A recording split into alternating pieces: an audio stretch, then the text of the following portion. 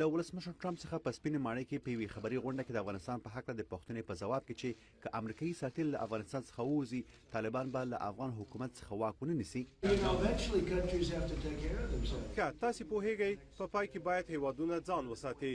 موږ هلته د راتلونکو 20 کلونو لپاره پاتې کېدای نشو. 20 کاله موږ هلته وو او هغه هیواد مو وساته.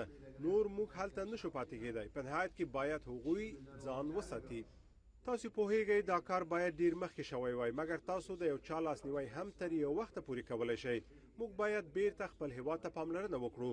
په دې تاسو ټول پوهیږئ. آیا فکر کوئ افغان حکومت د دې وړتیا لري چې د اوږدې مودې لپاره له ځان څخه دفاع وکړي؟ موږ باید وګورو چې څه پیښیږي. هیله لرم چې هغوی خپل دفاع وکړي. اوس زه نه پوهیږم، اوس دغه پوښتنه نشم ځوابولی. په عین وخت کې د امریکا متحده ایالات او روسیه وايي په افغانستان کې د سولې د ټینګښت په هدف له طالبانو سره د سولې د هوکړې ملاتړ کوي، خو زیاتوي چې د طالبانو امارت بیرته رامنځته کېدل نه غواړي. له طالبانو سره د سولې تر هوکړې وروسته د امریکا حکومت او روسیې فدراسیون په یوې ګډه اعلامیه کې ویلي چې د سولې ټینګښت او د جګړې د پای ته رسیدو لپاره له افغان دولت، سیاسي مشرانو، مدني ټولنو او طالبانو سره کار کول ته ژمن دي.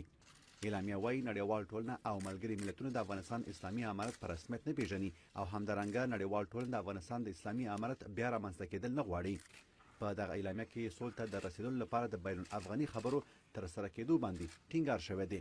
بلخوا د امریکا د بهرنیو چارو وزیر مایک پامپیو په نیویارک کې د ملګرو ملتونو سرمنشي انټونیو ګوتریش سره پر یمن، لیبیا، سوریه او په افغانستان کې د سیاسي جوړجاړي پر لور پر شوي پرمختګونو خبرې کړې دي.